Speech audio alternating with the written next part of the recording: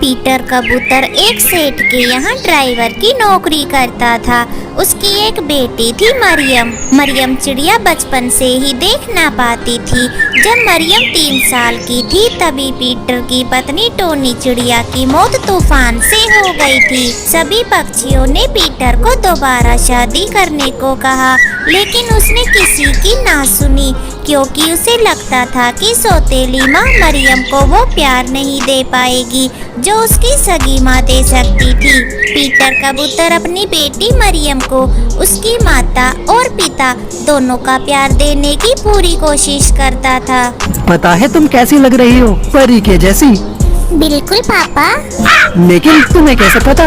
क्योंकि पापा ये तो आप मुझे हर दिन बोलते हैं। पापा काश मैं भी देख पाती तो मैं भी देख सकती थी कि परी कैसी होती है। मरियम चिड़िया की बातें सुनकर पीटर कबूतर की आंखों में आंसू आ गए। वह उसे गले से लगा लेता है। पीटर हर दिन मरियम का नाश्ता बनाकर उसे तैयार करता।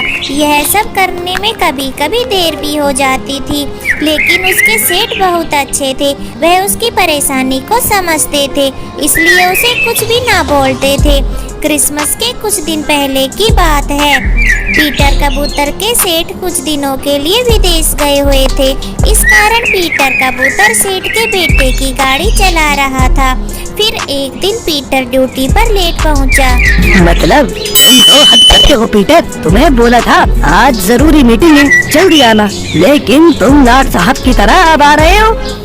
वो ऐसा है कि देखो, तुम अपने बहाने मुझे मत सुनाओ। मैं तुम जैसे कामचोर को अच्छी तरह से जानता हूँ। पगार पूरी चाहिए, लेकिन काम आधा करना है। ऐसा नहीं है सर। देखो, मुझसे बहस मत करो। मैं अपने पापा की तरह बिल्कुल नहीं हूँ। मुझे तुम्हारे जैसे ढीले पक्षी मेरी कंपनी में बिल्कुल नहीं चाहिए। तुम अपना हिसाब करो और कहीं और काम देख लो। प्लीज सर, आप ऐसा मत कीजिए। मुझे नौकरी से मत निकालिए। तो क्या तुम्हें मुफ्त की पगार देता रहूं? चलो निकलो यहाँ से, चलो निकलो। क्रिसमस से पहले पीटर कबूतर की नौकरी चली गई, लेकिन उसे कोई भी नौकरी नहीं मिली।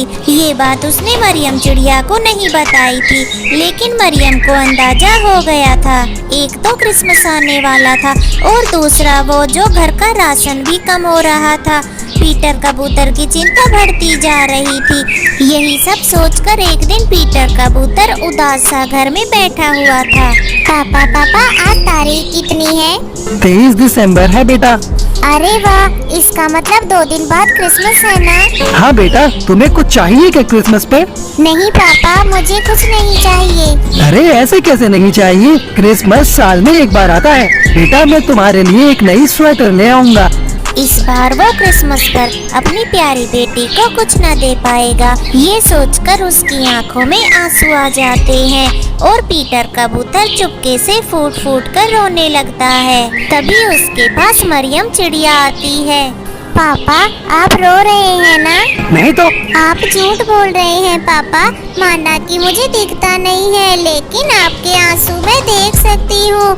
क्या बात है पापा, आप रो क्यों रहे हैं? मुझे बताइए ना। अरे बेटा, बोला ना मैं रो नहीं रहा। वो लगता है मेरी आँखों में कुछ चला गया, इसलिए मेरी आँखों में आंसू आ गए। पीटर कबूतर ने मरियम चिड़िया की बात तो टाल दी, लेकिन वो भविष्य की सोच सोचकर बहुत परेशान था। अगले दिन उसने फिर से नौकरी की तलाश शुरू कर दी, लेकिन उस दिन भी उसके हाथ निराशा ही लगी। शाम को जब वो घर लौट रहा था तो पूरा मार्केट क्रिसमस के खिलौने, ट्री, केक और नए नए कपड़ों से भरा हुआ था।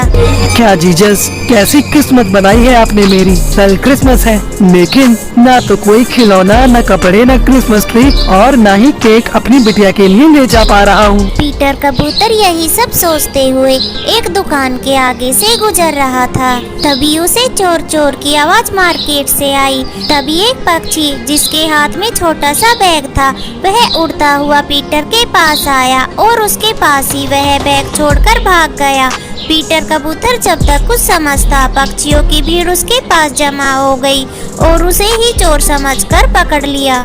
मारो जल्दी से पुलिस को फोन करो।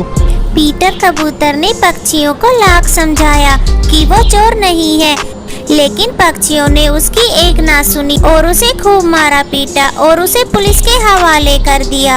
अबे कब से हो इस धंधे में और कौन कौन है तुम्हारे साथी? साहब मैंने कहा ना मैं चोर नहीं हूँ, मुझे छोड़ दीजिए। मेरी बेटी घर में अकेली है, वो बेचारी देख भी नहीं सकती। प्लीज मुझे घर जाने दीजिए ना। झूठ बोलना बंद करो। चोरी करने से पहले अपनी बेटी का ख्याल नहीं आया क्या तुम्हें? रुपयों से भरा बैग लिए तुम्हें लोगों ने रंगे हाथ पकड़ा है और तुम कह रहे हो तुम चोर नहीं हो?